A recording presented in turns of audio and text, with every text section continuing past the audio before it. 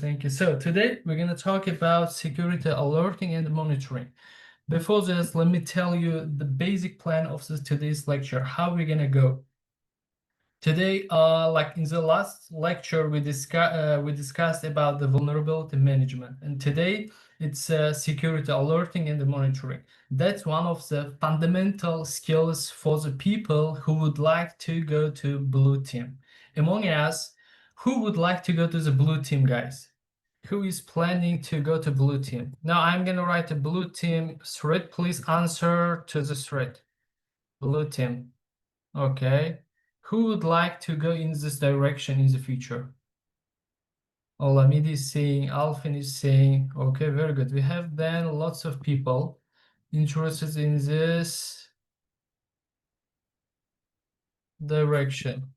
Actually, today we have more jobs connecting with this cyber defense and with blue team. And then this lecture is very important because we're going to talk one of the fundamental skills and then common, very in use kind of experience for blue team people. Okay, what we're going to talk? We're going to talk about security monitoring, and then we're going to talk about how actually it works, what kind of components it has, and then why it's important. And the plus, we're going to take a look what kind of tools are used in today for this security monitoring. We're going to talk about with you guys SIEM, IDS, IPS, and endpoint security kind of tools. Okay.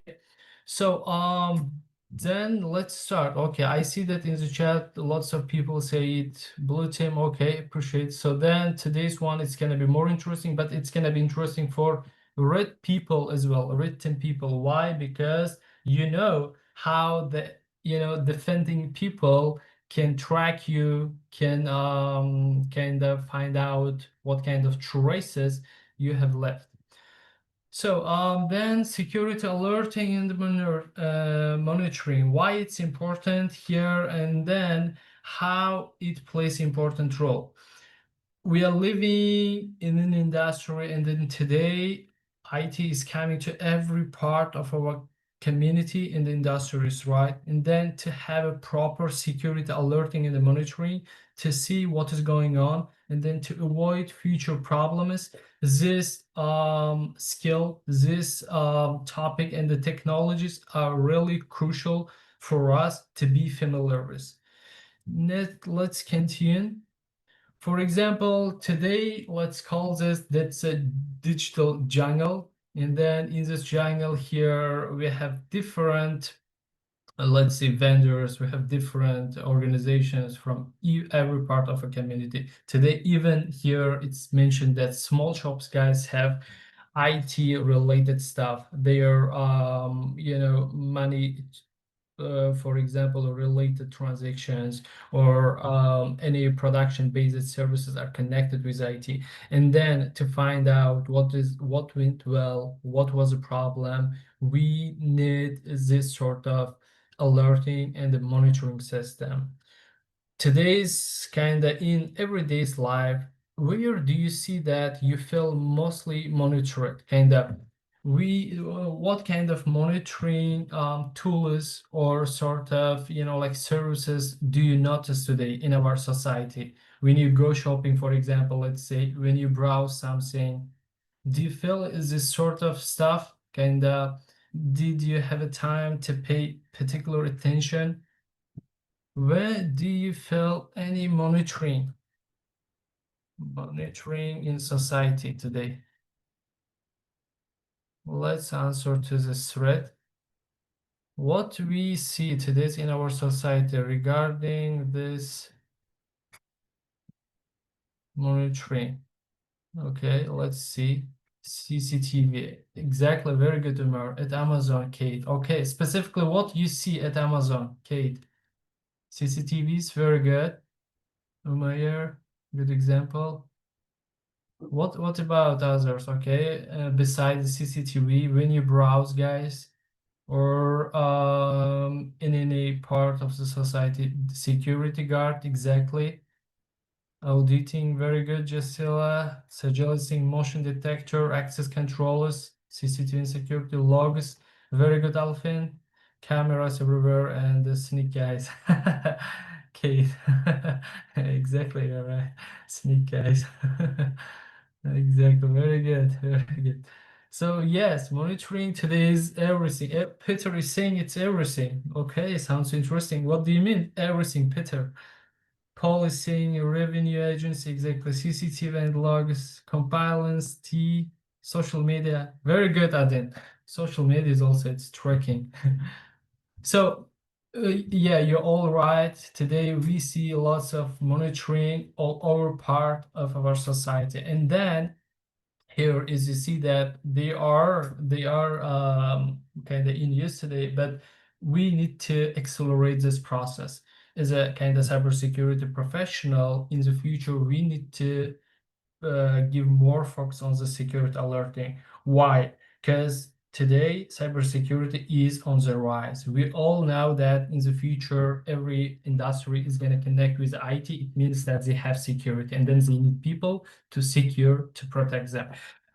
Today, if you look at the statistics, guys, it's saying that in only 2023 here in the information, one incident, cybersecurity incidents may cost, that's on average 4.45 million USD dollars. Okay.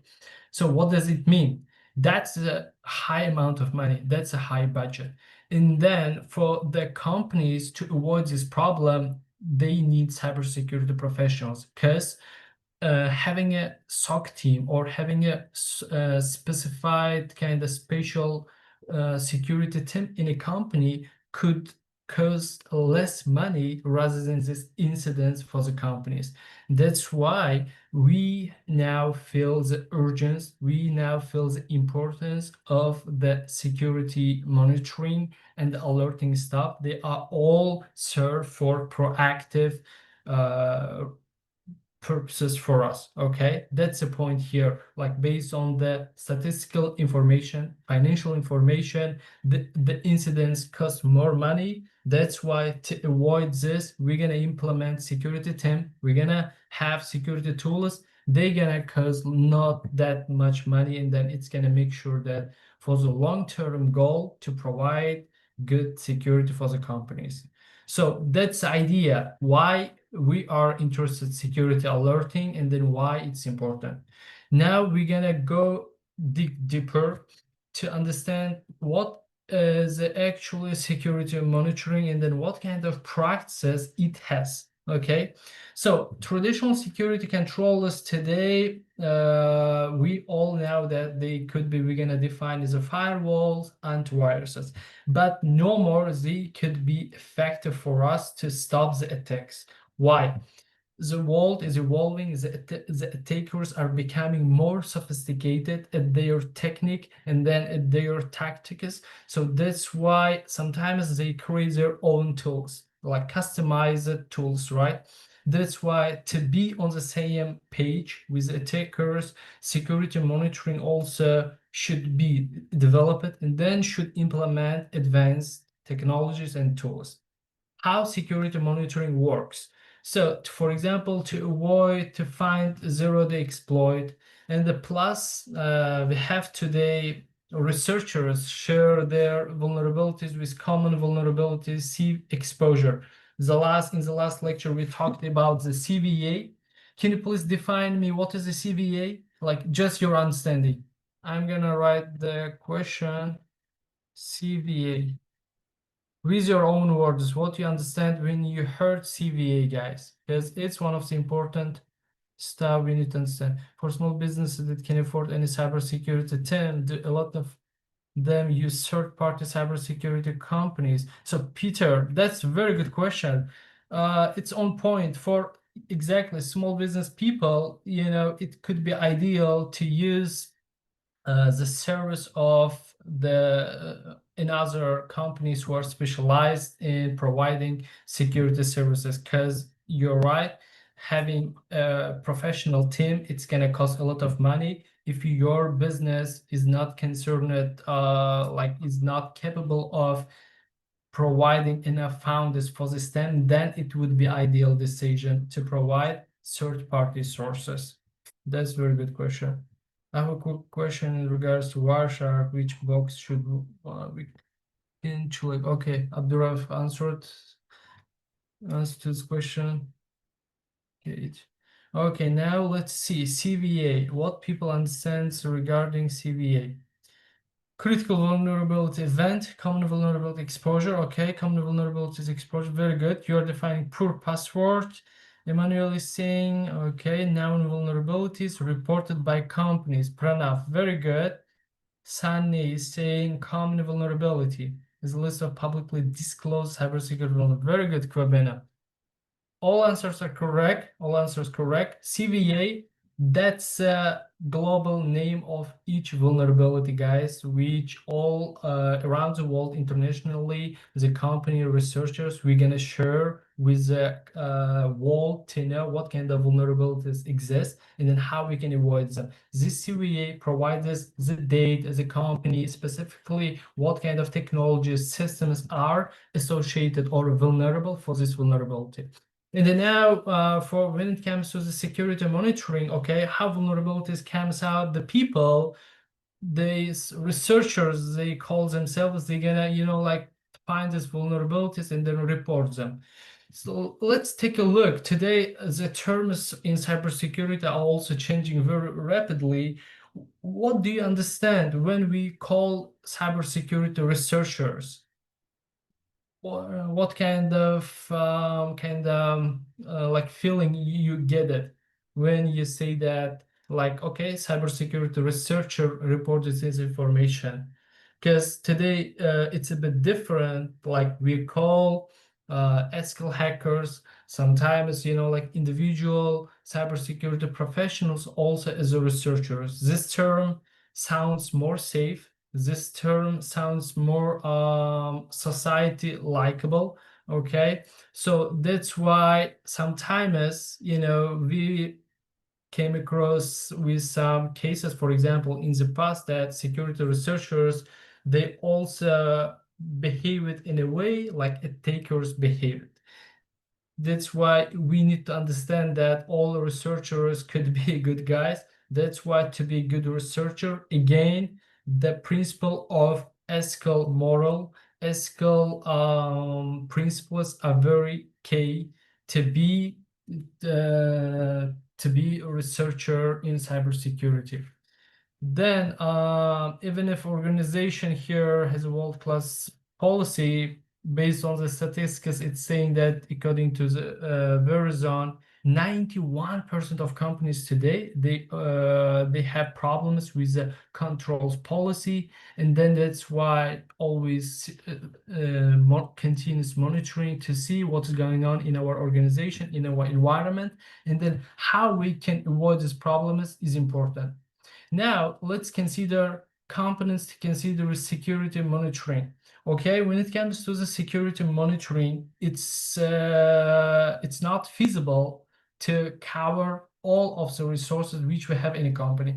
That's why prioritizing, that's why asset inventory, that's why knowing your environment, knowing your critical infrastructures in a company is important, because implementing security, it's not simple task. Firstly, it requires high amount of budget. It requires professionals. That's why to direct your sort of interest focus to the necessary critical infrastructure, we need to identify the data that you want to protect. Actually, let's ask the question from you. What kind of assets in a company we should pay attention, we should give a focus to secure? What do you think? What is your thoughts regarding, let me write in the chat, what we should protect, what we should monitor, let's say, what we should monitor. Like, please answering to this question, keep in mind that we're gonna sometimes will be limited by our budget. What we should monitor? Critical data, Alvin is saying, people, Very good, Karina. PIA, okay. Peter Omeris in personal information, customer data, very good. Server room, databases, the assets of very good. Data, company, data, employees, network. Exactly. What you are defined exactly the correct answers that which we should give a pay attention. We should focus as a critical infrastructure. Customer data to provide their trust in us, and also plus our network, server, databases, which are all correct information. Very good. So yes, we can identify the data which you defined here, and then we're gonna list, we're gonna talk with our managers, executives. Okay, what is important? Then this as a list. Okay, now we're gonna give a focus to protect only these items. That's one of the first step for security monitoring. Then we're gonna continue, and then we're gonna say create a process for patching security vulnerabilities regularly. That's more kind of combine it in a tandem, guys, with the vulnerability management. Okay, so in the previous lecture we discussed how vulnerability management consists of, and then inside vulnerability management we have patch management, which is gonna take care of the problems. The same process applies here through vulnerabilities, through security monitoring. Whenever we gonna identify problems, that means that need to apply some patches if they are available. Then third, we have ensure that you're continuously monitoring all of your endpoints. That's a key point here. The security monitoring, guys, it's not only one-time process that which we do. That's something that we should do regularly. We're gonna do this all the time because the real-time communication, real-time traffic is really important for us to identify the key problems on the right time by the right people. Okay. So then fourth, create a process for continuously identifying changes in standard user behavior from within your organization. That's really another important part of our kind of defender, is a defender. Why? We need to understand what is normal in our environment. What do you think? What term we're gonna use to define what is normal in our environment? In the previous lectures with Andre also, we have covered this term. This term is also here, but I want you to tell me what is this term? Like, we need to know what is normal in our environment, and then based on this normality, we're gonna apply some rules to find out what is evading, what is kind of not working in a way we expect. So what is this term? How are we gonna call it? How are we gonna know our environment is normal? Like, let me ask you the question, what defines exactly, Richard? Very good, you're very fast. Baseline, that's a baseline, exactly. Baseline, you need to keep in mind this term because it's really important, because it makes our job very easier, guys. Whenever if you want to check something, among the logos or among other information, if you do not know what is normal, like, how are we going to differentiate between the normal traffic and then between the suspicious or illegitimate traffic? That's why we need to differentiate between what is normal, what is not normal. To know the normal, we're gonna kind of take a record, we're gonna take a snapshot of our normal network. Like, during this time, we're gonna make sure that we are free of any kind of compromises, any incidents. Our environment is super safe and is working fine. We're gonna record the normal activity, and then each time in the future, we're gonna compare this baseline with the future like parts of a network, and then compare each time. Compare, okay, what is normal, what is not normal. If we see anything out of the normality, then it's gonna be a red flag for us to dig deeper to understand what is going on there. Okay, that's why implementing baseline, exactly, implementing secure baseline is important. Let's say in a case that if your baseline is already compromised, kind of in your baseline you have problems, then in the future you cannot detect the further, like, future problems. That's why we're gonna make sure that our baseline is secure, and then it's kind of 100% proves to be the original form of our traffic of our network. So then fifth, put continuous cybersecurity monitoring software in place to monitor your third parties. There are a couple of very many tools and techniques today we can use for in terms of the tools and then in terms of the software, guys. There are open sources, there are sources which we have to pay by companies, but it still depends on the preferences of the organization. And then for us to be specialized in a certain tools, in a certain software, we have to learn a bunch of them, kind of at least 2 or 3 of them. But most of the time, their style, syntax, commands, how they're gonna work, they're pretty similar to each other. If you're gonna learn one tool, it's gonna make you easier to switch to another tool. Okay.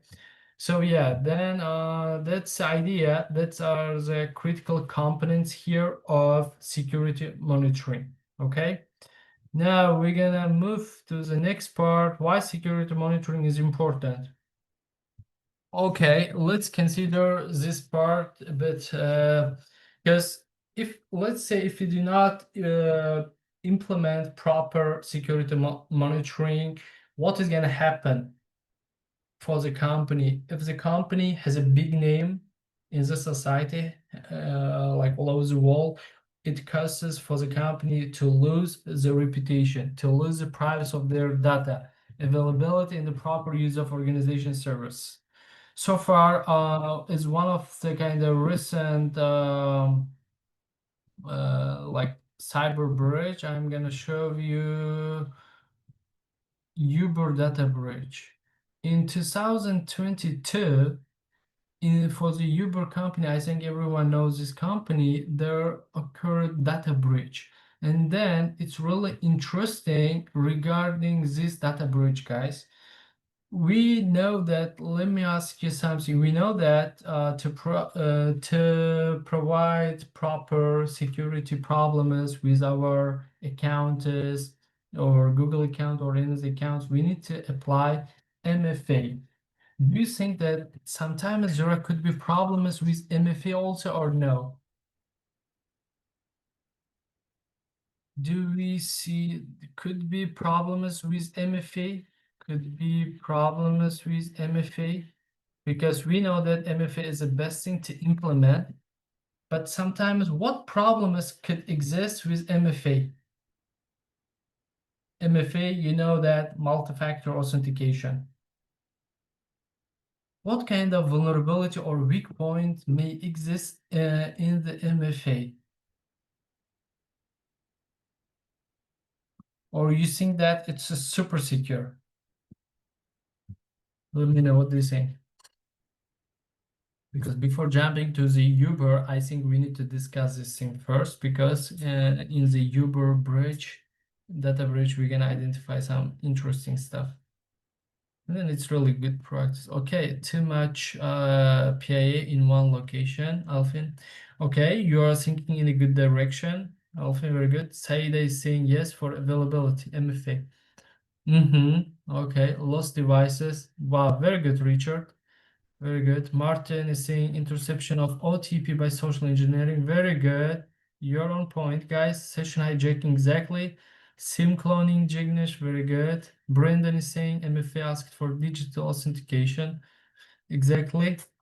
And they could use DNA or ICE. Very good, Brendan. And then also we are saying, okay, with MFA, what problems may exist? Very good. You define well. Mariam is saying maybe phishing can happen too. Exactly, that's the point. And now we're gonna take a look how MFA also could be bypassed, guys. So is our device dependent? Our cell phone can be stolen. Exactly, token. Very good, very good. I like each of your answer. They are on point. So let's take a look what happened with the Uber data breach, guys. In 2022, there was a problem with the Uber. I'm gonna share this link. Let me send with this. it's really interesting because, like as a cybersecurity professionals, we need to learn from the previous breaches to see how they happened to avoid them in the future. And then for the people who are starting in their initial phase of learning about cybersecurity, this sort of information provides us really good information to understand some topics, to understand what kind of problems may exist. Okay. So, what was the problem with the Uber? Here it's saying that Uber data breach began with a hacker purchasing the stolen credential. They purchased the stolen credentials from the dark web. It's very common today. And then initial attempt to connect Ubers happened through the Slack. So the hacker purchased the stolen credentials from the dark web and the credentials of the Uber employee. Then, like he got access to the Slack account. From the Slack account, like he used the WhatsApp number of the employee. Like employee doesn't know about this. Employee just shared, like got compromised, and then his credentials were on sale in dark web. And then the attacker purchased that. Then what is happening is the attacker is trying to pretend from Uber's security team and then sending information to the employee, to the victim. MFA is implemented for sure. However, how they bypassed the MFA security, the hacker. The hacker did the job like asking the employee, hey, I'm from the security team, give me the code which you got through MFA service, one of service. It could be Google Authenticator or SMS code. The employee, of course, for the first point, like he may not willing to share this information, but the attacker forced the employee to do so. How they force it? They guys use it MFA fatigue.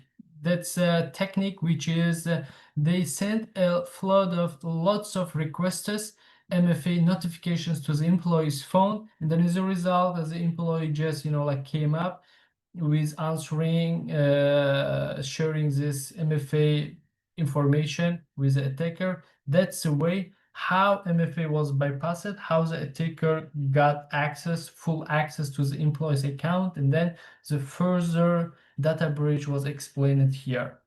So here, what is the purpose of this example, and then what we can learn? Still, MFA can be bypassed. You say that here, as you see, MFA by itself could be secure, but using social engineering skills and the other informations available, for example, from dark web, other part, they still, pose a threat for our environment. That's why we need to keep in mind. And then in this point, how security monitoring and other techniques could help in this case. To avoid this problem, for example, specifically with the Uber data breach, what could have been implemented? For example, there is IAM behavior control. That's called identity and management control. Identity access management. Let me write it here. IAM, it means identity access management. What is this? Identity and access management.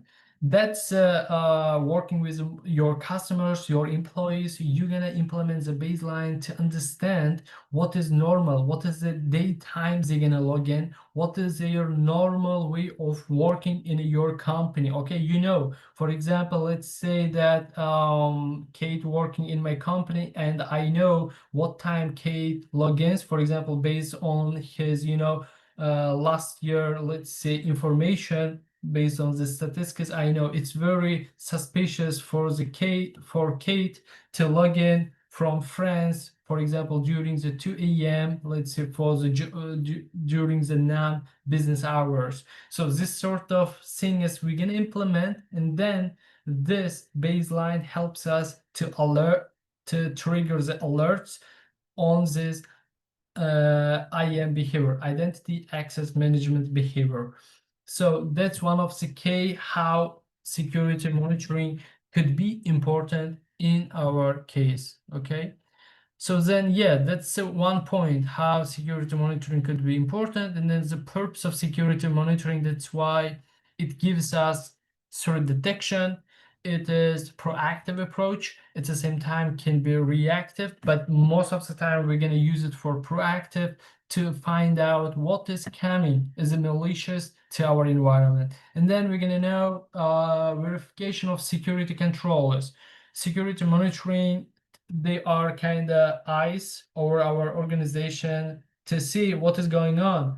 The all access controllers or all our tools are working in an expected way. We're gonna see, monitor them. If there is any problem is, they're gonna highlight us. So then exposure of bugs here, if anything is not working in a way we expect, they're gonna say, or there sometimes there's gonna be unexpected kind of problems like for example resulting in an employee's behavior or some unexpected situations.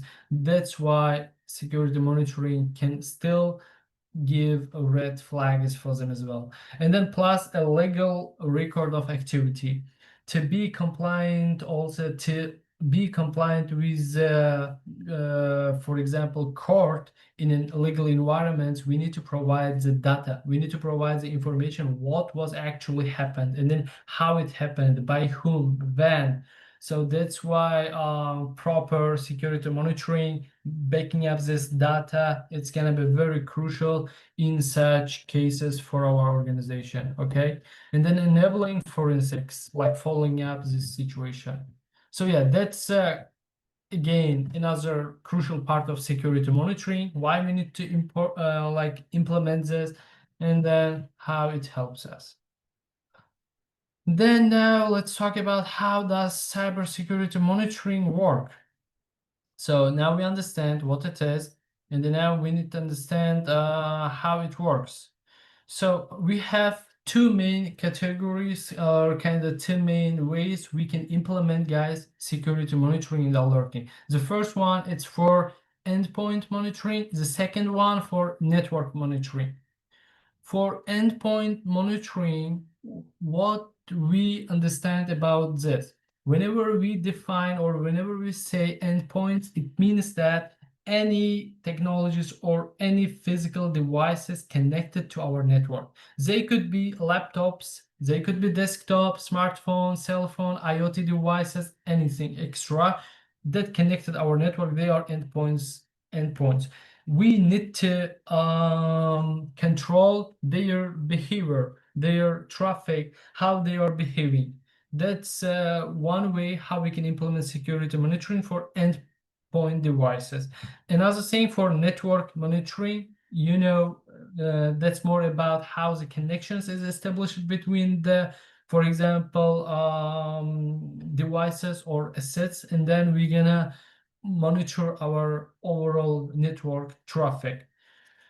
So before jumping to the questions, I would like to ask you some stuff regarding the laptop, desktops. We know that we have EDR solutions, kind of endpoint response and the prevention solutions to implement to see what they are doing, and then how we're gonna control them. Do you know anything for smartphones? Do we have any sort of technologies that can provide us a way to monitor our smartphones? For example, in a company, we have employees, they bring their, we know about BYOD, right? Bring your own device. In this situation, how companies, could resolve the possible issues with this implementation? And the question more clearly, how we're gonna control smartphones how we control smartphones, like as a from our company.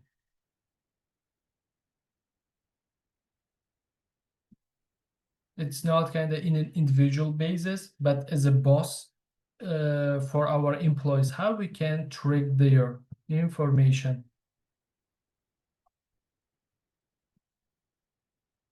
Anything, just let's brainstorm together.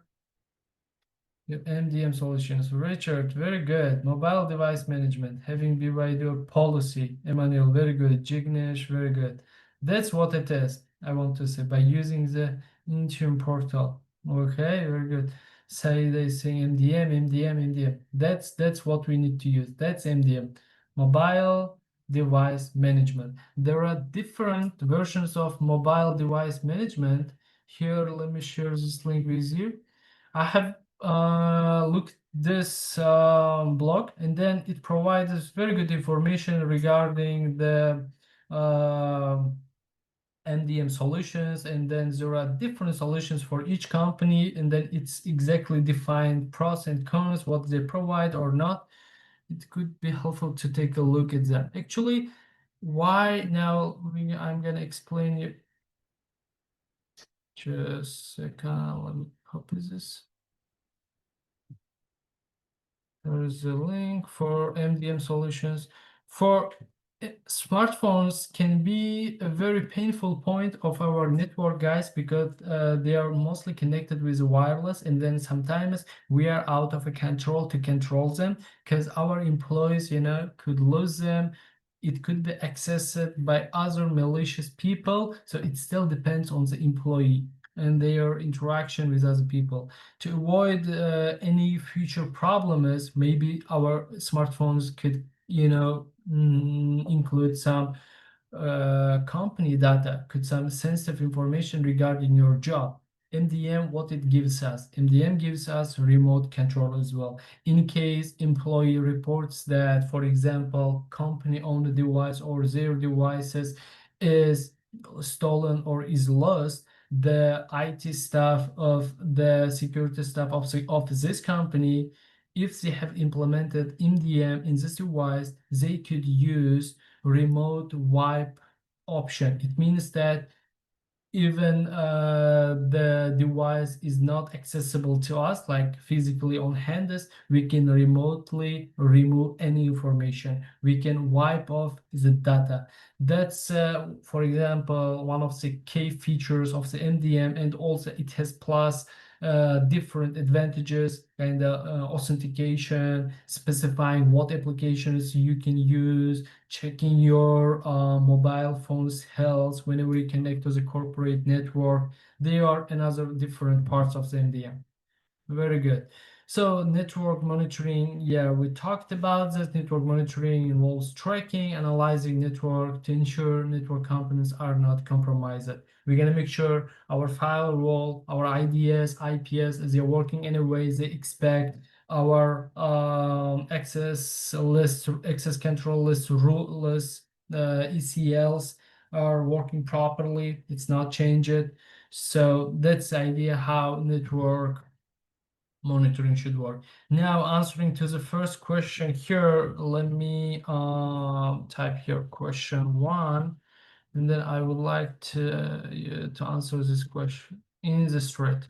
Question 1. Question 1 is asking, continuous monitoring solutions focus on solely on identifying and responding to potential threats originating from within origins network. What do you think? True, false, true, false. Yeah, let's go. People are saying false, false, false, false. Very good, very good. So let me choose false. There we go. Yes, continuous monitoring shouldn't focus not only identifying the responding to potential threats originate from, but also it has other key focuses as well. So another question. Very good job, guys. For the second question, let's go. Let's use the same thread. Security monitoring helps in verifying the correct operation of security controls. Is it true or false?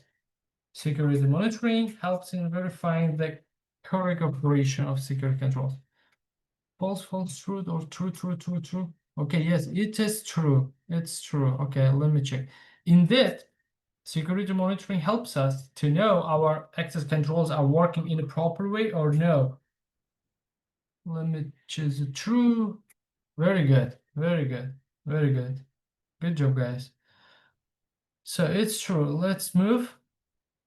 What does it involve? Now, we're gonna understand how security monitoring and alerting involves collecting and analyzing information. So security alerts, security monitoring.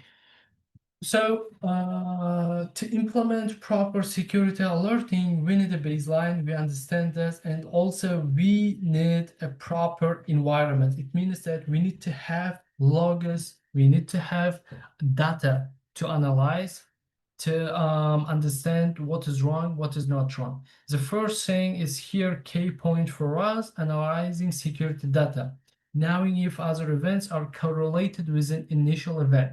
Just talking about this sort of security alerting, it's interesting. Let's take one practical approach. Who uses here Windows operating system? Very good. Kate, you use Windows operating system, right? Okay. Now let's take a minute to see how, for example, I'm gonna show you like you're gonna do by yourself and then see how security monitoring can help us to understand what is going on in our environment. The first example we can do by looking at our event viewer in Windows system.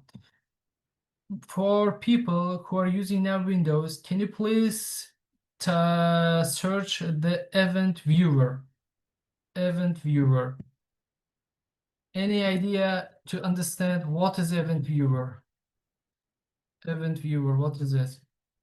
I see that most people can use already use Microsoft Event Viewer. Please open the Event Viewer.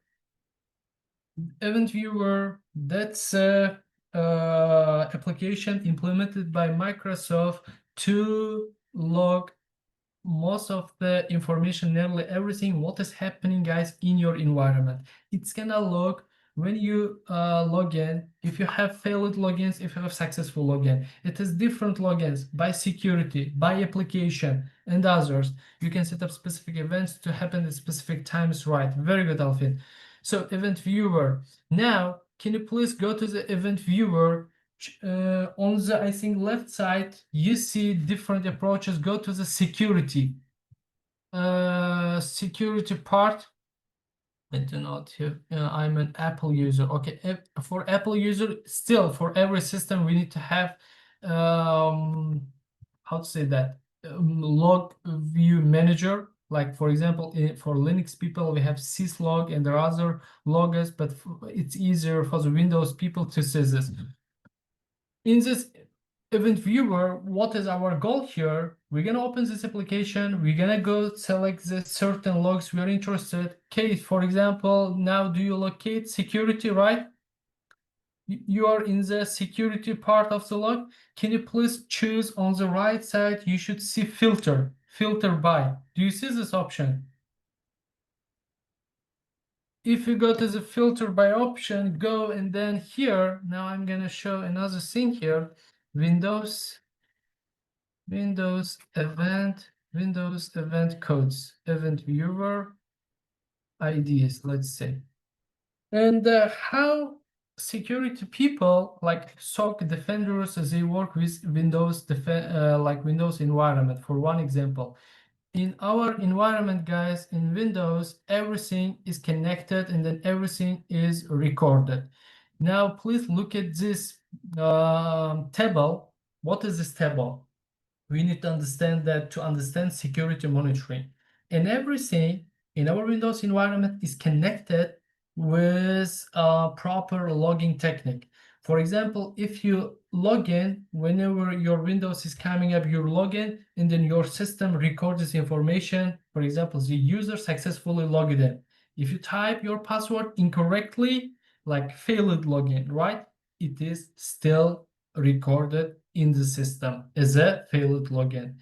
That's the way how, as a defender, we come to investigate this stuff. Now, for the people who are opening their event viewer and the security log, apply by filter. If you press apply by filter, you have now option for event ID. Like, you're gonna specify by which event ID you can search for specific login. For example, just type this code for event ID, like 4625, 4625, or 24. What is this?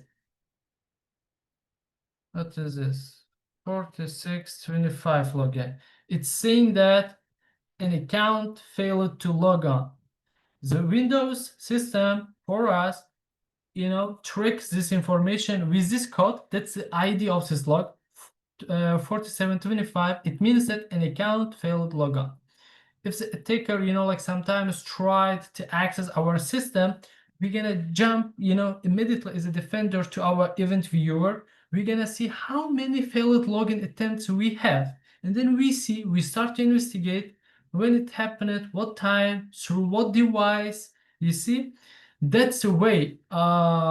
In the background, it's one of the practice how security monitoring, how investigation could be handled. Okay, I know that it could be a bit kind of challenging for the people. Just I wanted to show the practical scenario how you can do this sort of small kind of practices with your own machine. Okay, to locate necessary information, just to see. Just take a look in this Windows event viewer. They have different codes, and then you can just apply them in your event viewer, and then see what kind of information you can get. That's a way where we're gonna save our history. Okay. So okay, now we're gonna continue. Then the point of security alerting, understanding what system and user services or other assets were involved or impacted. That's the way, again, using event viewer and other tools, we're gonna see how the users are tracking information. But now, like, to be familiar with event viewer or other tools, it's out of the scope of the, for example, security plus like context or content objectives. We are just wanted to see you get the picture how the things like work, like just to get the bigger picture.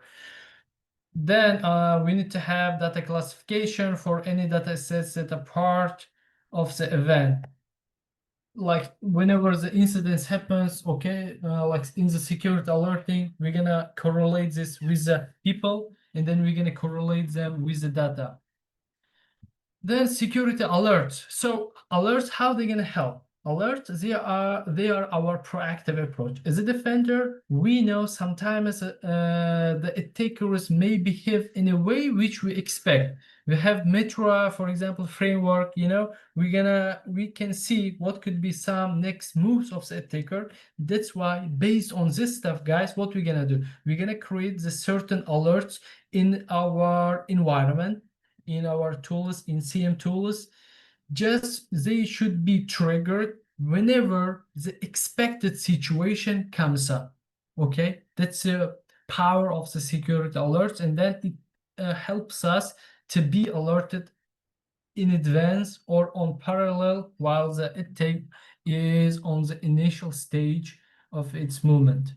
And security monitoring here, monitoring exactly, it gives us the certain advantages, but to have proper monitoring, we need to implement written rules, learned rules here extracted from device, and the correlated rules here. It's saying they could be different rules, but the security monitoring should have its own configuration, like configuration, what specifically to look for. Okay. So that's about what does it involve, like in a deeper level, how security monitoring works. And then now log analysis and management. I think let's talk about this now, log analysis and management. What is a log? In a brief context, log, it's just a history. Whatever you have done. Whatever, for example, I'm just, like touching my mouse, I'm opening new browser, I'm starting my application, everything, guys, is recorded, is a log in our system. Each application, they have their specific log information, and system also, starting from the boot process. When you're gonna press your power off button, our system starts to log everything, to have the history. Log management is really important because as a defender, to answer properly the security incidents, and also to have better understanding of security monitoring, we need to collect logs from different parts of our network. Okay, we're gonna collect from the firewall, from IPS, IDS, from applications sometimes, and then we're gonna unite them together to show some useful information through SIEM. This is monitoring. And analyze, there are different tools to analyze the logs. They're gonna filter out the normal traffic, they're gonna show the information which should be highlighted for us. Retention, it means that how much times the logs should be saved, because saving lots of logs is sometimes it's gonna cause the storage problems. That's why it should be exact for the companies how much time they should save the logs, for 1 year, 3 years, 5 years, it depends. And then indexing or search. Indexing, it means most exactly searching the necessary log information which you are interested in. And also reporting, advanced tooling, we're gonna report the logs from the audit. Like we're gonna audit, they're gonna give a check for each part of the organization and then say what is wrong, what is right. So that's one of the ways, and also crucial part of security monitoring, like logs. Log management is really important. For example, to see our logs in Linux environment, guys, you can just here in Codio locate to the tools column, press on the terminal. You can open the terminal just to see where are the logs are located. You come here in the page where we are right now, pwd workspace. Go to the tree, we cd slash, and then usually by default in Linux systems, the logs are located cd var, and let's go there. And here, as you see, we have log folder.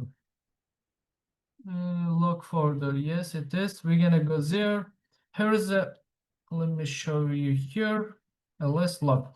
As you see here, there are different versions for it's a log information for our system, but each application have their own logs. Like you're gonna locate each application, you see there in their folders they have log information. For example, here we have authentication log. As you see, it's for our Linux system. We have here apt for service manager. We have syslog logs. Let's go to the authentication log.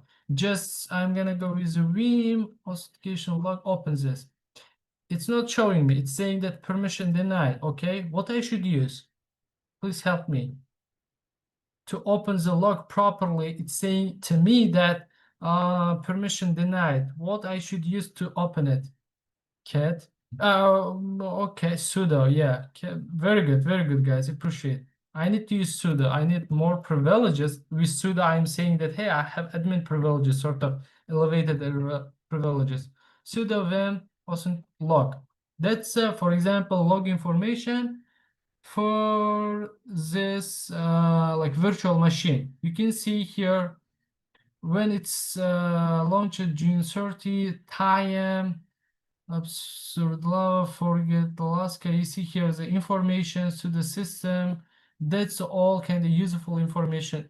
Even as you see here, guys, we have commands. What command now I use it? You see, user root as a root. Now I use it command user bin vim authentication. I'm using the vim tool. from the user bin, and then I'm opening the authentication log. You see, I just typed this information. Now it's recorded here. Every log, whatever you do in your system, it's gonna be recorded. It's gonna be recorded and it's gonna be in history. Starting from the beginning, you see root open, this is. This is, for example, authentication log. And then we have also another log here, another log information here, syslog. More information, syslog, it's gonna take more information from different parts of the Linux operating system, and then it stores here. And then that's why, as you see here, it's really difficult, it's challenging to extract useful information from these logs. You know, it's really painful. That's why we have tools to extract kind of helpful information for us through different filters. We have log ingestions. Now, in the next part of our lecture, we're gonna talk about this. I think it's time for a break. What do you think? We're gonna take a break, right? So then, Gracie or Farah, let's take 10-minute break, and then we're gonna come back to start the next part. Else is in the now for incident response. Please confirm you're gonna see my screen, right? You're seeing my screen. Thumbs up. Where's our chat? Okay. Yes, appreciate. Very good. Thank you, guys. So incident response. I do believe that we have discussed about the incident response in the previous lectures. So incident response. It's a key process in cybersecurity. It has seven stages which we need to follow, starting from preparation, identification, until post-incident activity. Among these steps, let me ask you, what stage is more concerned with stopping the attack? Like tries to limit the attack vector. I'm not using the another verb because it may tell the answer. Let me ask you, what we have winner 58. Winner tag, no winners today. Oh, okay, then next time. So let me ask you the question: which stage of incident response, guys, incident response to limit attack spread? Let's remember from the previous lectures, in which stage actually we're gonna limit the attack spread? In the preparation, identification, or post-incident, or lessons learned? What do you think? Like we have the list here: preparation, identification, containment, eradication, recovery, lessons learned. These are based on our previous knowledge. Okay, people are saying that.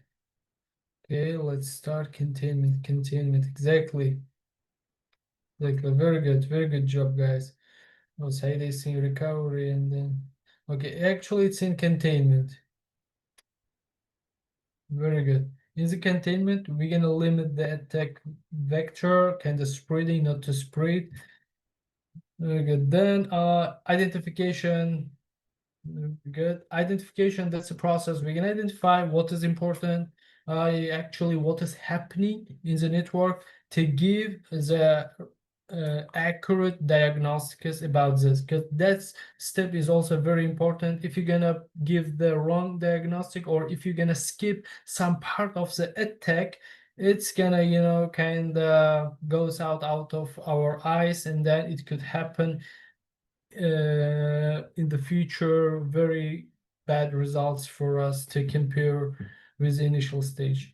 because in the initial stage you're gonna miss this part. Like sometimes the attackers may hide their true purpose with some like fake actions. That's why we need to have eagle eyes, we need to have experienced eyes when it comes to the identification process for incident response, okay, to make sure that all the parts of the network is properly identified, like the attack. Then containment, we're gonna block malicious traffic. Eradication, that's a process that we are trying to remove the artifacts of the attack. Recovery, it's gonna make sure that the original system comes back into reality again, everything is safe. In the recovery step, we're gonna restore from the backup, we reinstall the software, and again we can run vulnerability scanners to see everything is good. Lesson learned, it's also important to learn from the back mistake, from the kind of past mistakes, and then see, looking at the back, what happened actually in a way we didn't expect, okay, in the future, how we're gonna avoid this. Okay, so then post-incident activity. So any remaining activities, kind of like we're gonna talk with the managers, executives, if they have anything out of our control, or if we are to advance our system, we can ask another budget to implement some more security advanced principles or technologies into our environment. That's part of incident response, because security monitoring, it's also very on parallel connected with this process. Then a myriad of tools. We have a bunch of tools here to use for when it comes to the security monitoring. One of the very effective tools, the first thing we're gonna talk, that's the SIEM, guys. You're gonna hear this term very often during the Sec Plus, Security Plus exam, also overall during your career in future. Security Information Event Management, SIEM, what is that? That's a tool that combines different tools all together to make this log information, instance response, or security monitoring to make more meaningful, more easier, and more helpful. And then it's gonna work in a very ideal way for you. How it works in an ideal way? It gives you visualizations, it gives you different statistics implemented by its implications. Okay, you do not have to do this manually. There are the codes, sometimes there are the applications they're gonna do by itself. Now, talking about the SIEM, what it gives here, visibility in real time. It takes the real data from different parts of the network. Just to give you a more practical example, I just decided to show one of the SIEM tools today in use, which is Splunk. Or Splunk, it has some, I think in the previous lecture we also said that Splunk, it has free version as well. Plus we have super open source, it is Elasticstack we have also as the SIEM. Now let's take a look some part of the Splunk. I'm going to show some screenshots, some code, for example, how we can work with the SIEM tool, how it looks like, and then what kind of things we can get. Okay, let me show, oh no, I'm gonna stop share screen. I'm gonna share my entire screen with you now. Okay, share screen. The first thing, let's talk about the Splunk. Let me make it bigger. Splunk, it's one of the tools, guys, like SIEM tool. We now understand what a SIEM, it's gonna take all the information from different part of the network. Look at this diagram. Splunk, we have a tool here. It's now taking, as you see, the rows taking different information from different parts of our network. It's taking aggregation hosts. They are this part, like shell, API, perform, what they are doing, aggregation. Okay, collecting the information and then working on this to provide useful information. Here, the main source of the Splunk is taking information, as you see here, event logs, Active Directory, operating system statistics, Unix, Linux, Windows hosts. You see, it's taking the data. It can take the data from wire data, as you see here. Your HTTP event collector, Splunk has different collectors. They're gonna collect all the information into one centralized database. That's a centralized database, for example, that's a Splunk, okay? And then plus it can take here DevOps or IoT containers, like take information from here also. Local file monitoring, that's what is a real-time kind of communication or traffic is, guys. It's taking from what is going on from the syslog, mainframes, Windows. You see, that's all combination of the all data in one place. And then in this Splunk, it has its sort of configurations, the tools, which is going to take care of all this data process and then provide this useful information for us. Like digging deeper into the Splunk, how it works, it's going to take much more time, and then it's out of the context of this kind of security plus context objective. That's why just to understand how it looks and then what is its main function, it could be helpful for you to understand. So then this is the example how Splunk works. Now let's take a look how Splunk environment looks like. Let me show you firstly SIEM Windows. Here, let's say SIEM Windows. In organizations, whenever you start your cybersecurity career, in the future, you work with SIEM tools. And then in the SIEM tools, you work with different views like this. They're gonna provide like this diagrams for you guys. This SIEM solutions, let me see. As you see here, it's more kind of advanced version of, like it should be paid version. As you see, different, it provides visualizations for you regarding your data. That's very helpful tool here.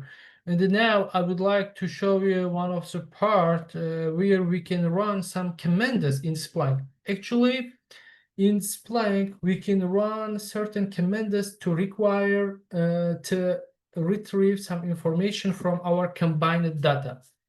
For example, let's consider there is a one command like this for Splunk. What is this? I'm going to explain this part. Like, do not be stressed out, guys. Just take it easy. This information is not gonna come during the exam. This is just for you to get the idea, to get the flavor of what is the SIEM and then how we're gonna work in the future, okay? Just out of the curiosity here. Here, that's a command. Splunk has its own kind of query language where we're gonna type the certain commands to retrieve some information. That's one of the command. Here's the index. It's gonna specify index. It means it's gonna specify in Splunk what kind of branch of information, like processed information, I'm specifying here. I'm specifying, hey, I'm choosing the index with main. Look for the information for me from the main processed data. There is a different process of data. Now it's gonna look for information from the main folder, let's say. And then I'm specifying source type. Okay, what kind of sources I want to use? Because we see that in Splunk, we're gonna gather sources, different methods, right? From different technologies.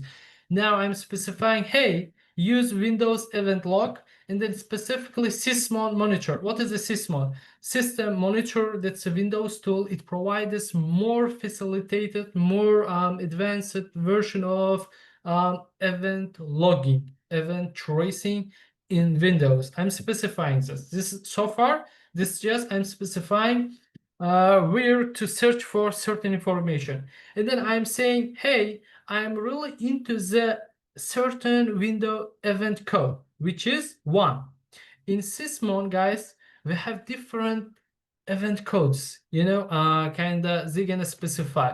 Let me show this for you. For example, the event code 1 defines here process creation, like one process creates another process, or one process initiates. It's not creates another process, like process whenever, for example, PowerShell or command cmd command prompt is initiated, this command event code 1 like sysmon logs this information, says that PowerShell is executed, logs this information, put in history. For example, Word document application is opened, put this in the log. That's what I'm looking for. What kind of applications is started?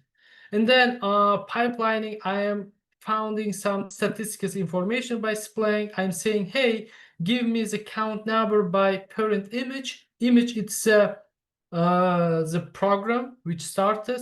A parent image, that's a program which initiates this image. That's why it's called parent image. Okay. Again, do not be stressed out by this command. It's just to see you how SOC professionals use different commands to communicate with SIEM tools. Okay. Now then I'm gonna apply this command into this. What is this? Into the Splunk. That's the environment, like the same command I provided in my screenshot you see.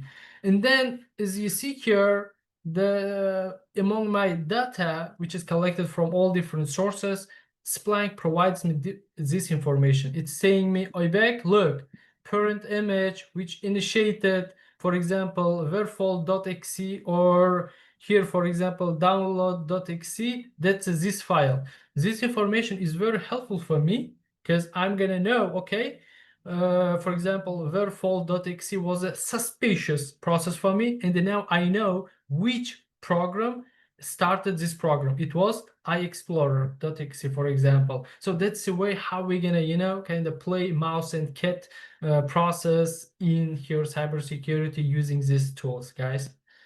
It's just to show you some demo to get the picture of what is the SIEM tools playing, how it works. Okay, it retrieves very useful data, combined all of them, and then provides us centralized log or information with different capabilities. Is it clear for you? Was it what is the SPLAM, and then how we gonna use it? Like what it kind of looks like, for example, for the future, if you continue your way to work in this environment. All is good. Can you send a link to download Splunk? Yeah, sure. Okay, okay.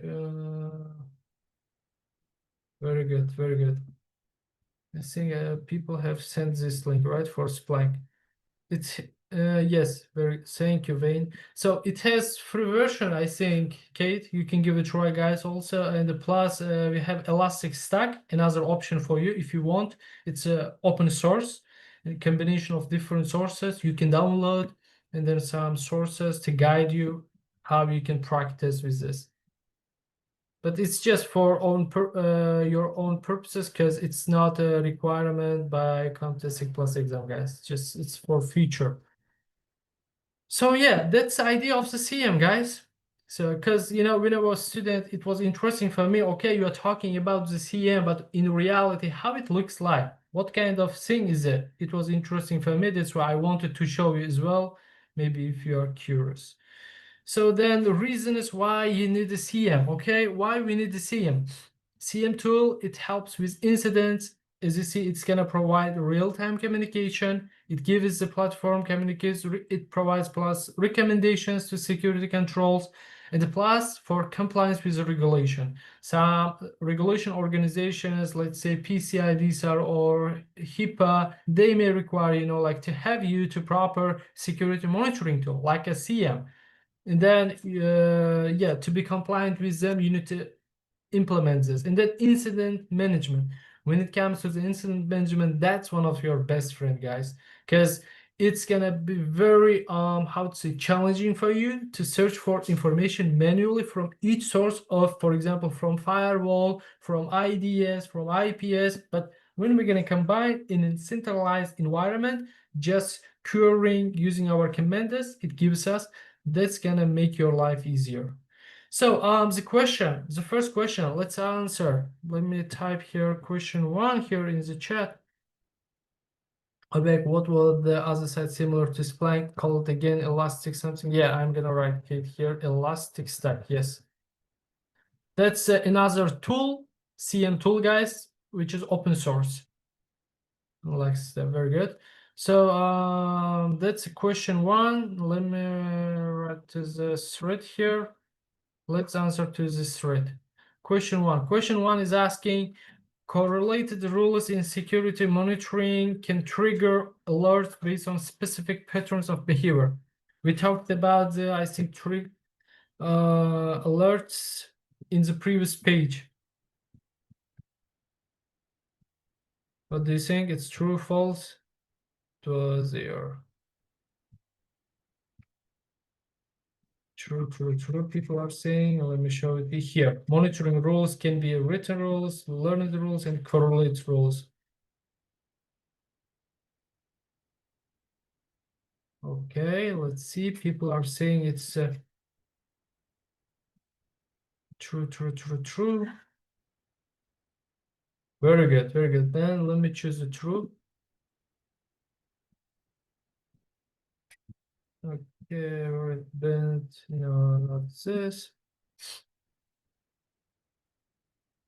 Okay, it's a true. Very good. Next question. Reporting tools in log management automate. You can answer in the same thread. Reporting tools in log management automate reporting from audit log solely. It's interesting for security compliance purpose. What I should choose? People are saying true, false, true, false, true, false, false, false, false. Yeah, the majority is saying it's a false. Then let me choose the false. Yes, reporting tools in log management automate reporting from the audit log. So it's not for only auditing. Exactly. The last question. Let's go. Preparation is a phase of incident response where security incidents are detected and identified. Is it correct? Detected and identified. False, false. Very good, very good. Actually, what is the correct phase here? What is the correct stage? Can you please name it? What is the correct stage here? Like which in incidents response we're gonna use for detection and identification of the incidents? Which one is identification? Exactly. Yeah, that's identification, guys. Please do not mix this with containment. Containment is to block the traffic, to limit the spread of the attack. But when it comes to the identification and then recognizing the incidents, we're gonna use identification. Very good. Okay, so far so good. Now another interesting topic, IDS versus IPS, what they are and then how they can be differentiated from each other. So we know IDS, IPS before. I think in some point we have touched on them, but let's more kind of discuss them. IDS, that's the intrusion detection system. By default, guys, it's more passive security monitoring tool. We're gonna implement both IDS, IPS in network, and then their main job to specifically the main job of the IDS to take a look at our network traffic from the kind of a bit far away. Then do not mix much. Just like takes a look as an observer.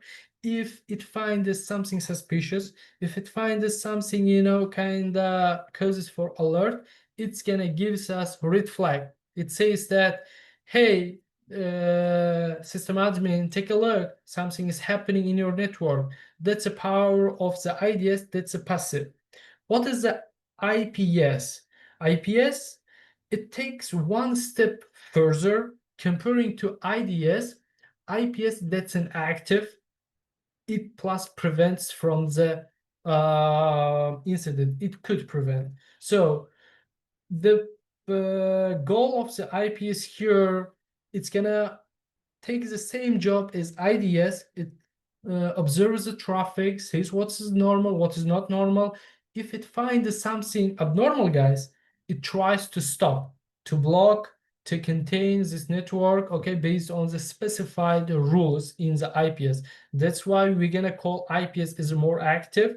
IPS comparing to the IDS takes further step to stop the attack. Now, let's discuss some key similarities, how they have could be on some same page. They both provide continuous monitoring and improvement. Both gives continuous monitoring and analyzing packets in real time to detect potential security threats. We got it. Alerting capabilities. They both give alerts. Even IDS, if it finds something based on its kind of rules, actually IDS guys uses the database of the already predefined rules and then signatory based attacks. For example, in our database, we're gonna put the attack and then we give a specific signatory to this attack, and then we're gonna give this list of these attacks to the IDS. Whenever IDS something similar to this attack, it's gonna alert us. It gives a notification. Okay, so alerting capabilities we have for both of them, and the log generation both gives history, and then they produce history, gives logs.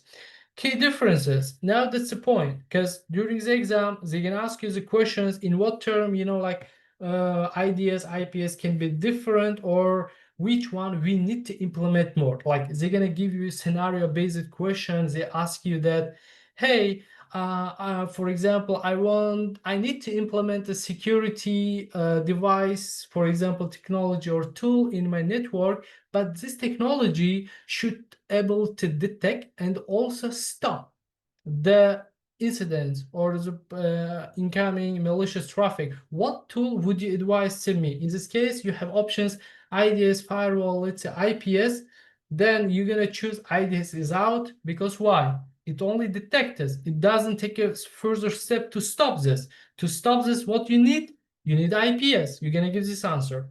Now, response mechanism, that's a distinction between IPS and IDS, that IDS is purely passive, relies on human intervention, because IDS gives notification to the system admin, and then system admin who is the one who is going to responsible to take the actions, okay? IPS by itself can do these actions. Then we have more granularity of control. It means that it gives you in detail more specified control power capability. Like that's what it gives IPS comparing to the IDS. And that's why, for example, system admins love working with IPS, because they hypothesize different attack scenarios, and then in case they're gonna define the rules. For example, if the network traffic is occurring from this attacker or is accessing to this part of our data, if it's happening in a way expected, take this actions. IPS does the job. And the resource utilization based on its features and multi-feature capabilities.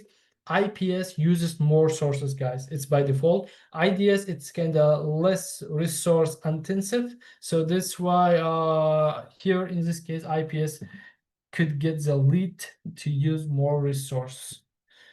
So yeah, actually, that's the difference between IDS versus IPS. And now let's take also another look what kind of tools we have regarding the IDS and IPS. Now we need to also know some tools also, what kind of tools we have. We have open source here, Suricata. That's one of the open source tools. And then here it's a GitHub web page, which we're gonna go see that. What is this tool? This tool, it's an IPS, IDS, IPS tool, which we can implement into our network to analyze the network. So it could be, as you see, /IDS, IPS, it can perform on both sides. It depends on the configuration, guys, which you're gonna make, okay? Let me share this information. Just this for you. Discard. This just for you, just to understand what kind of tools we can have for. Here is IDS, IPS. And another very famous tool we have, That's the main page of the Suricata. As you see, the dashboard which it provides here, it's open source, which you can give a try to, for your own host machine also as well, to practice. Download this, like look at your network, what's happening. It could be good practice for you. So that's a Suricata. Another tool which we're gonna use most often, that's a Snort. Snort, it's a IDS IPS tool. That's also has here another very good blog explains this how Snort works here. As you see, Snort also a very powerful tool. It provides different features regarding this IDS and IPS. Here, it could sniffer, preprocessor, detection engine, and the output stuff. And then I think today most organizations use Snort as well. I think it's also open source. You can also see how we can use these tools. So yeah, that's one of, for example, two examples, the tools regarding the Snort IPS ID tool, Snort and Suricata. Yes. Overall, yeah, that's the idea of the IDS IPS. Is it clear? Like, because during the exam, these two things come a lot, guys, and then we need to understand. Please, let me say, let's confirm IPS versus IDS, confirm. Is it clear? Thumbs up, or just say yes, no, or if you have any questions, go ahead. IPS versus IDS. We got it, right? Why have IDS when IPS is more complete solution? Very good, very good question here, Mayor. Actually, it comes as a result of the preferences for the company. Sometimes as the companies, like choose the IDS because of their preferences. Maybe they have less resources to provide the IPS. We mentioned that IPS here is more kind of resource intensive, and the plus maybe they have already another tool which provides the capabilities of the IPS, but most of the time we use the IPS comparing to the IDS. Okay, but also it depends in what part of network you're gonna implement these tools. For example, it's in the internal network or it's gonna be an external, so it comes as the kind of by the definition where you're going to implement, and then what kind of preferences, what you are expecting from this IDS IPS. If your main goal is only detection, then you're going to give the only IDS, not to take much information by IPS. But if your goal is to stop it, is at the same time to detect, then IDS, it's your to-go option. Okay. So yeah, does this come in hardware form? These tools can be both options. Most of them, they are software based. Kwabena. Yeah, thank you, Zainab, for answering. It could like switch, but sometimes they can the software as well. Very good. So okay, so far then so good. We're gonna switch to the next page.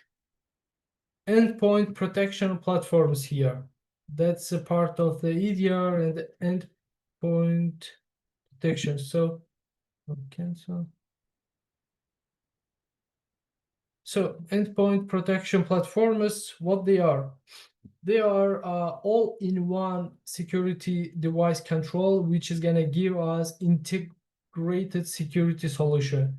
So as you see here in the picture, we are not only specified or limited by one tool, guys, or by one device. They're gonna give the full power over many different devices: laptops, smartphones, IoT devices, desktops, servers, and others. As you see here, printers, smartphones, endpoint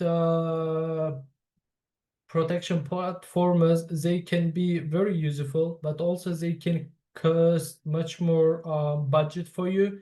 For example, there are examples from CrowdStrike. I think the Falcon is one example, and the plus the Windows also has Windows Defender for endpoint.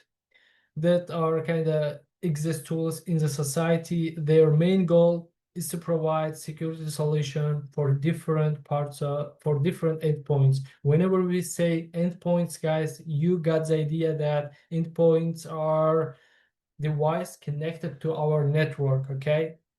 Starting from computers until servers and IoT device. And then now some benefits of endpoint protection platform here. What kind of endpoint protection benefits we have?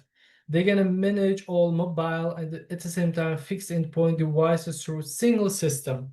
You do not sometimes they combine the features of the MDM as well, mobile device management in one.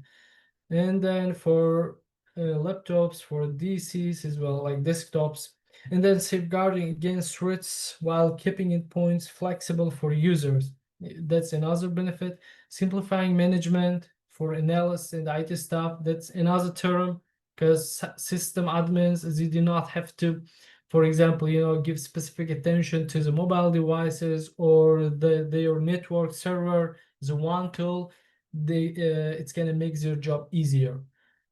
Then improving business resilience. That's another benefit of the implementing endpoint protection platforms, EPPs. So then let's move to the security monitoring best practices. What are the best practices, and then how we need to approach to this process? What kind of philosophy we need to have whenever we work with the security monitoring? We need to ask automate as much as possible. Why automation is important? Because whenever system admins, like they use manual configuration, the firstly it's time consuming. The second is that it's gonna require more time consuming, and then it's error prone. It means that humans, for the simple task, is they forget some stuff, or they may like allow for default configurations. That's a problem. That's why as long as we have some sort of capability to automate as a process, we need to give a priority, we need to give a focus for automation. So then prioritize high-risk vulnerabilities. Of course, it's said that in the vulnerability management lecture also, we cannot solve all the vulnerable problems in our environment. We always need to prioritize. We need to always give a focus to the critical ones, which really costs more money, more attention for us. So then implement a layered security approach. Exactly. So we're gonna implement here multiple security controllers, create defense against cyber threat. It's sometimes called defense in depth. Then vulnerability scanning or applications, infrastructures we're gonna implement. So also another very good technique and also a good strategy in our job is to have rollback plan. Rollback plan, what does it mean? Is to have change management process. Change management process, it means that whenever we're gonna do some changes to our system or a network, guys, we're gonna make these changes, we're gonna make the story of these changes, and then we have always the possibility to revert it back to the previous version. Why it's important? Whenever we apply new patches, new updates to our system, it's gonna help us to avoid some unforeseen, like unexpected problems. Let's say we apply the patch into our environment. We have a system from previous Windows operating system, let's say 2007. We applied the patch. Unfortunately, the patch, working is good against this Windows system, but it causes some problems with the rest of the network. Let's say it's still incompatible with the rest of the network. In this case, what we're gonna do to avoid the business process kind of stop up, we're gonna see that okay, the problem exists, and then we need to get it back to the previous version because it was the one who is working. The boss of our company is saying that, hey, I need the one like work stable, and then it's gonna be our job to implement some compensating security control, for example, in this situation. You see, that's why the presence of management rollback plan, like management, change management process strategy is very important. So another thing, as a best practice, we need to have continuously monitor for new vulnerabilities and threats. Yeah, as this process is continuous, not one time. We need to always run the process to alert any new upcoming threats, to kind of to give them a red flag in the first stages of the incidents. Okay. So then stay informed about the changes occurring. That's very good information. We need to stay informed what is going on in our environment, what new application or device are being introduced into the environment. Plus, regarding this information, we need to keep an eye on vulnerabilities which is upcoming. We need to always check the vulnerability feeds, guys, to see what is coming out. Okay, today we got the new vulnerability concerning with printer service, and then as a security professional, I'm going to take a look here in my environment. Am I should be concerned with this vulnerability? My system has this vulnerability concerned with. So then that's the way, you know, like how you need to update yourself every day with every upcoming vulnerability, because every vulnerability may be the attack vector of the future attackers. That's why we need to be very proactive in this regard. The question is asking, okay, the first question, intrusion detection IDS is an active security control mechanism, guys, capable of taking immediate action to prevent reaching targets. Do you think it's true or not? Question one, let me ask here, let's, oh no. Question one, let's answer in the thread, okay, anyway. False, false, false, people are saying, thank you, Farah, for pinning this. Appreciate people are saying FFF. Let's go with F then. False. Very good. Very good. IDS, it's not active, it's a passive. Good job, guys. So, second, you can answer in the same thread. Intrusion prevention system IPS typically require fewer computational resources compared to IDS. Is it true? Question two. Well, thank you, Farah. Question two, what do you think? True, false? True, true, true, true. Okay, it's people are saying false, false. Very good, very good. Because IPS is inactive, it requires more resources. Very good, true. Let me check this, I forgot. True, let me check it. It was false. It was false. I'm sorry, it was false. Yeah, it's false. Indeed, it's false. You're right. Yes, IPS requires much more resources, which we discussed in the previous one. Now, that's a case study. Case study, it's an interesting, very case study with log4j hack. What does it mean? And then what kind of hack is it? And then why it's important? So that's one of the kind of information practical for you to understand what kind of incidents can happen and then can cause a problem. We had log4j hack, guys. What is a log4j? Log4j, that's an application library for Java programming language. The main job of the log4j is a library. Any application uses Java programming language, guys. They use this library to have for logs, like to store their logs. Whenever you run the application connected with like written in the Java programming language, and then they use this log4j library. Whenever you open the application, you do some stuff. Whenever you interact with the application, as I mentioned, all process will be recorded, like in a log. It will be logged. That's the job of the log4j. Okay, it gives you debug info, warning, error, fatal. You see different parts of the error messages, logs it can have. So what about the attack? What kind of problems the Log4j had, and then how it is exploited? The vulnerability is that vulnerability exists due to flow GNDI. What is the GNDI? Java Naming and Directory Interface.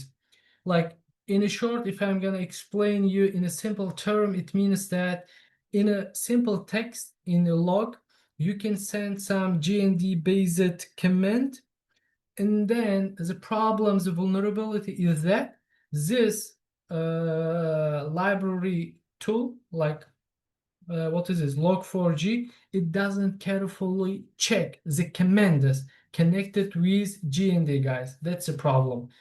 So it doesn't properly check the commands. Like it means that any dangerous command could be applied to this environment, okay, through the texts or through the login information or through even simple chat messages. That was a vulnerability. Kind of the user is giving the text is coming in a way very dangerous for the environment. I think we have discussed it regarding this, how we're gonna filter out this like provided text, what kind of security principle we can use against this provided input, guys. What do you think?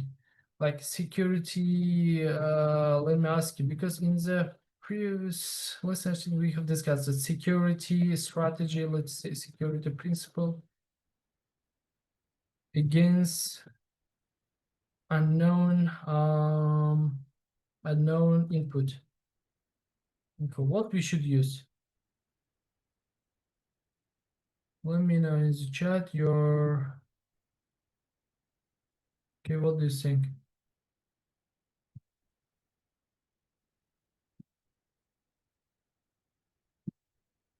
Like the user is providing the input information, but it's coming in a very dangerous way for us. We need to filter out this.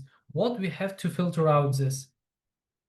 In the previous ones we discussed it. Input validation synthesis. Very good, Martin. That's correct answer. Input validation should be implemented to avoid this. Now I have before this Visual Studio Code. Let me open this. I have prepared how it looks like. Let me show you this example of this tool, like with the log4j. What is the problem? In the version log4j before 2015, guys, it automatically processes certain special commands inside text logs. For example, with GNDI, we understand what is GNDI is, no checks to know if they're dangerous or not. Now, let's say that if a attacker provides this command, this is one of the practical example of what attackers provided. That's a real case problem. GND, for example, LDAP, it's specifying what kind of protocol to use, and then it's saying, hey, you're gonna go to this site, evil.com, that's the site of the user, that's a site of the attacker, and then downloading some hack or some remote code execution. Okay, some remote code to download and then to run into server. What the vulnerability is doing in this environment? It's going to the address, downloading malicious code, guys, and then running it on your server here. What is the problem here? Remote code execution. The attacker sending the code remotely, like it's actually guiding the vulnerable environment. Go to the website, take the code, run it on your server. The code is provided by the attacker. For example, let's say to provide reverse shell for the attacker to take the control, remote control. So yeah, that's for example one of the example. Let me share this example with you also. This is the example of example for this case. Log4j hack and the impact. Impact is really interesting because what kind of famous gaming application you know, guys, written in Java? Let me know in the chat. Now I'm gonna write a thread gaming app application, gaming application in Java. Answer to this thread, please. What application kind of gaming application you know written in Java? Very famous. Thank you, Dana. Because talking about the impact, this application is directly connected. Okay, in Windows, what kind of, by default, there's a gaming application, starts with M. I'm gonna give you a hint. It's written in Java. Who gives the first answer? Marlo. Mario. Oh no, Rahat. Another one. It starts with M, but it's not Mario. Minecraft. Exactly, Alpha. It's a Minecraft, guys. That's a Minecraft. This tool is written in Java. Okay. Others are mostly written in C++ because it has really powerful tools for shooting assets, but Minecraft is uniquely written in Java. Here, as you see, this application is also vulnerable because it is written in Java and then it uses the Java library, which is log4j. What was the impact? For Minecraft, it also was important and was a big loss here. All the applications around the world who's written in Java and then who use this library got compromised, got some tools. In this blog chat, they're gonna explain in a very good way. I have read this, exploiting Minecraft servers using log4j. So here it's a bit more technical approach taken. So as you see, it's very recent, guys.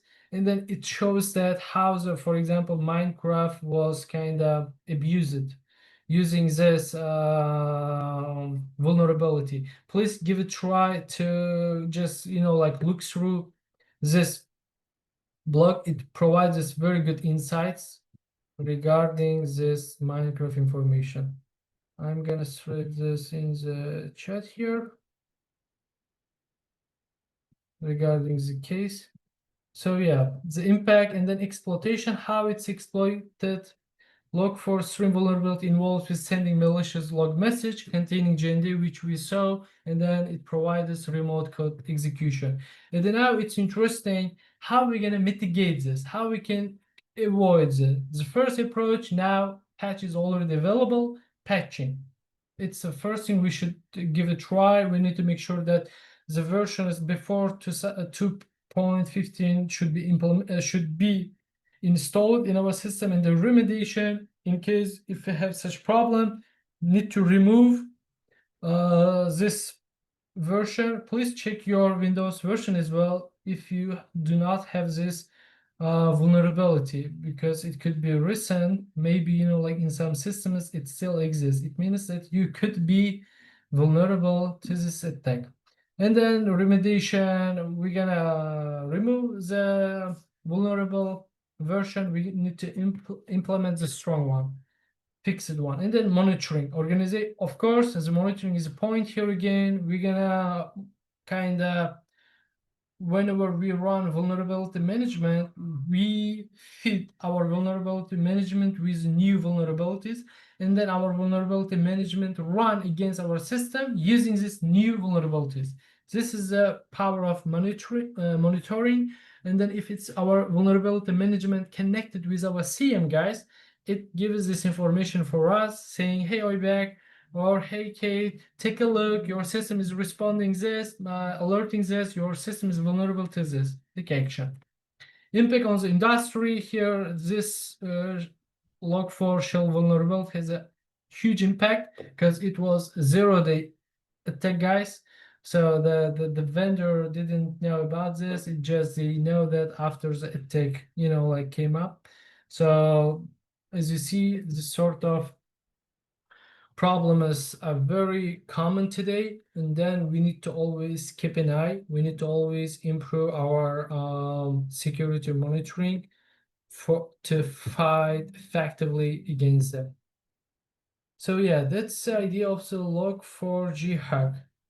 I hope that it's kind of clear for you. It's just interesting information to know what kind of hacks are possible and how security monitoring can help us in this case, okay? And also power of logging. Now, conclusion. So the conclusion, what we have learned today. We have gone through the security monitoring, different principles, how it works, components, guys, we understand how important the log analysis actually, what kind of log, for example, information components exist in our environments in both Linux, Windows. In Windows, we event viewer. In Linux, we have, I showed through the tools, command lines, like in every system, every application, they always take history, logs all the process happening, guys. And then we talked about instance response tools regarding the SIEM. For the SIEM, we take a look in the Splunk, how it looks like, how the professionals use it today, what kind of command Splunk query language we can write to retrieve useful information, how it connects with different devices to gather information. We saw this. We talked IDS versus IPS. And then we talked about the endpoint platforms for all devices, all in one. And then security monitoring best practices. And then final, the log4j hack example, how it happened. And also I think another example, we talked about the Uber bridge as well. And then actually this example is just to show security monitoring can help us to avoid them. Okay.